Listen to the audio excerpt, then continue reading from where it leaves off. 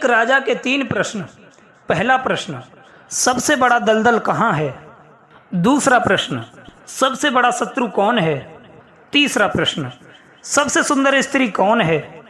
मित्रों, पुनः एक बार सभी का स्वागत है आपके अपने चैनल नवजीवन ज्ञान गंगा यूट्यूब चैनल में। मित्रों, आपसे निवेदन है, जो भाई बंधु हमारे चैनल पर नए मेहमान दर्शक बनकर के आए हैं, उनसे निवेदन है कि हमारे चैनल को सब्सक्राइब अवश्य करें और बेल आइकॉन अवश्य ऑन कर लें। प्रिय दर्शकों, किसी नगर में एक बड़ा ही बुद्धिमान राजा राज्य करता था, जिसका एक मंत्री बड़ा ही लोभी और धैर्यहीन था। तो राजा ने अपने मंत्री को सही राह पर लाने के लिए उससे 3 प्रश्न पूछे कि हे मंत्री, हम जानना चाहते हैं कि हमारे राज्य में सबसे बड़ा दलदल कहाँ है। दूसरा प्रश्न किया कि सबसे सुंदर स्त्री कौन है, और तीसरा प्रश्न पूछा कि हमारा सबसे बड़ा शत्रु कौन है। इन तीनों प्रश्नों के उत्तर हमें 1 माह के अंदर चाहिए। यदि 1 माह के अंदर इन प्रश्नों के उत्तर नहीं दे पाए तो तुम्हें मंत्री पद से हटा दिया जाएगा। अब तो राजा की बात पूरी होते ही मंत्री जी बांस और बल्ले लेकर के चल दिए और राज्य में जितने तालाब, पोखर, नदी, नाले थे, सबकी गहराई नापने लगे कि आखिर सबसे बड़ा दलदल कहाँ है। इस तरह नापते नापते 1 मास बीतने वाला था, परंतु उन्हें सबसे बड़ा और गहरा दलदल कहीं नहीं मिला। एक दिन वे घूमते हुए एक जंगल में जा पहुंचे। प्यास भी बड़ी जोर की लग रही थी, इसलिए पानी को ढूंढते हुए वे एक भेड़ चराने वाले के पास पहुंचे। सोचा, इसके पास पानी अवश्य होगा। यही सोचकर उन्होंने भेड़ चराने वाले से पानी मांगा। चरवाहे ने मंत्री जी से पूछा कि आप कौन हैं और इतने परेशान क्यों लग रहे हैं? मित्रों, चरवाहे के पूछने पर मंत्री जी ने अपनी सारी कहानी बता दी।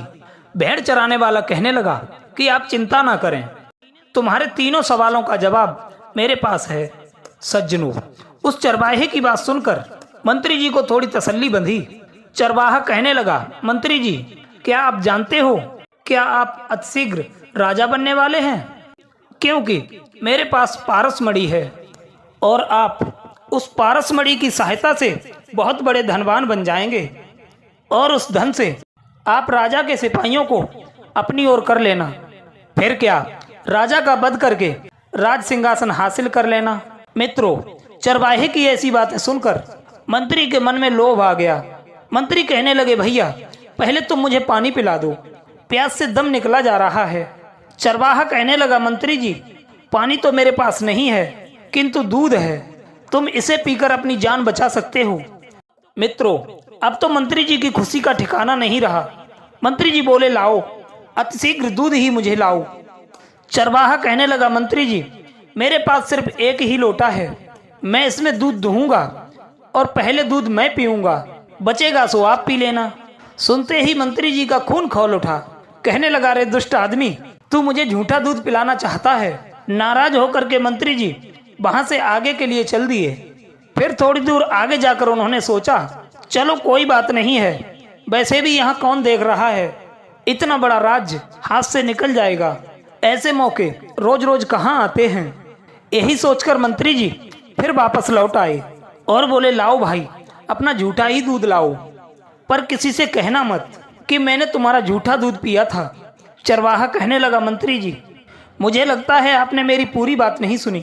मैं ये कहना चाह रहा था कि मेरे पास जो मेरी भेड़ों की रक्षा करने वाला कुत्ता है, मुझे इनकी भी भूख मिटानी पड़ती है, इसलिए पहले दूध मैं पीऊंगा, फिर मेरा कुत्ता पिएगा, उसके बाद बचा हुआ दूध आप पी लेना। सज्जनों, चरवाहे की ऐसी बात सुनकर मंत्री जी बहुत नाराज हो गए, गाली गलौज करने लगे। अरे दुष्ट चरवाहा, मुझे कुत्ते का झूठा दूध पिलाना चाहता है, मुझे नहीं पीना तेरा दूध। इतना कहकर मंत्री जी आगे के लिए चल दिए। कुछ दूर आगे चलकर मंत्री जी ने सोचा कि राजा बनने का ऐसा अवसर क्यों गंवा रहा है, कुत्ते का झूठा भी कोई झूठा होता है। यही सोचकर मंत्री जी फिर लौट आए और बोले, चल भाई, मुझे तेरी ये भी बात मंजूर है। मंत्री जी को दूध पीने के लिए राजी देखकर चरवाहा कहने लगा, मंत्री जी, आपने मेरी पूरी बात नहीं सुनी। मैंने ये कहा था कि पहले दूध मैं पीऊंगा, उसके बाद मेरा कुत्ता पिएगा, और जो दूध बच जाएगा उसमें मैं भेड़ों की मैगनी घोलूंगा, वो आप पी लेना। मित्रों, इस बार तो मंत्री जी के क्रोध का कोई ठिकाना नहीं रहा। मंत्री जी दांती पीसते हुए वहां से जाने लगे। फिर उन्हें लोभ ने रोका।